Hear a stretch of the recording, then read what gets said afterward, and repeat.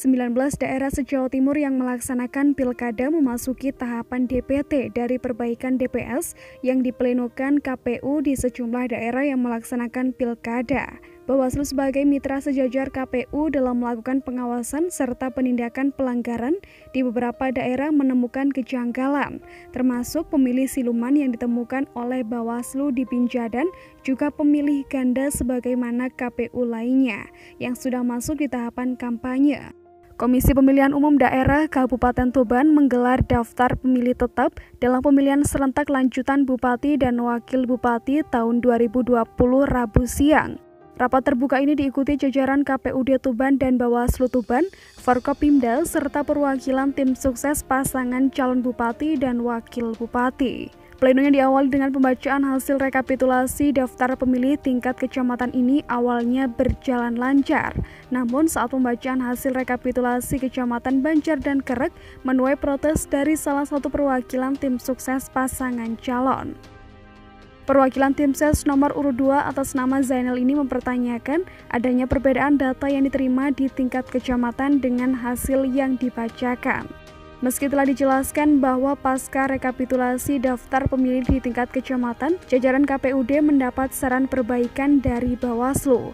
Saran ini harus ditindaklanjuti dengan melakukan perbaikan, sehingga terjadi perubahan hasil rekapitulasi tingkat kecamatan.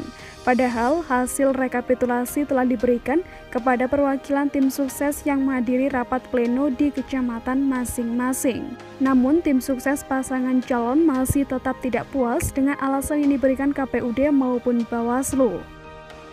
Sebab perubahan harusnya dilakukan dalam rapat pleno yang melibatkan berbagai unsur terutama tim sukses.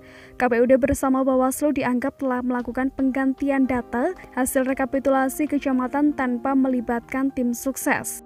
Meski demikian, rapat pleno penetapan DPT pemilihan serentak lanjutan Bupati dan Wakil Bupati tahun 2020 berjalan hingga akhir acara. KPUD Tuban menetapkan DPT sebanyak 942.519 pemilih, dengan rincian laki-laki 465.537 dan perempuan 476.982.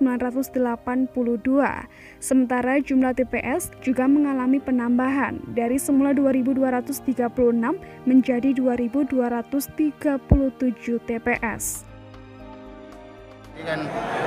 Karena proses rekap kita di kecamatan kemarin itu sudah dilaksanakan ya, setelah itu ada saran perbaikan, sehingga ada saran perbaikan itu setelah kita analisis ada beberapa perubahan, sehingga perubahan itu kita sampaikan pada waktu rekap di tingkat kabupaten itu. Jadi itu prosedur itu yang kita jelaskan terkait dengan ada perubahan.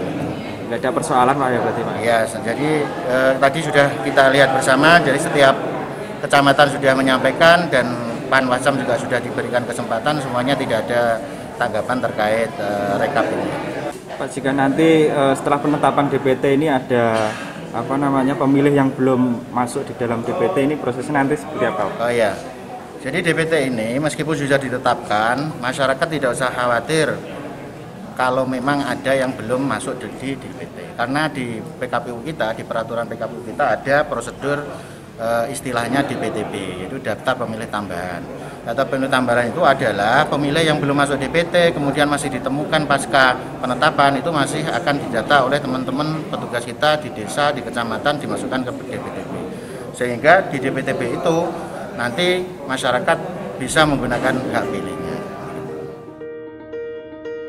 Sekedar diketahui, pemilihan Bupati dan Wakil Bupati Tuban 2020 akan diikuti 3 pasangan calon, yaitu Khosanah Hidayati dan Muhammad Anwar nomor urut 1, Aditya Halindra Fariski dan Riyadi nomor urut 2, serta Setiaji dan Armayana Mangkunegara nomor urut 3.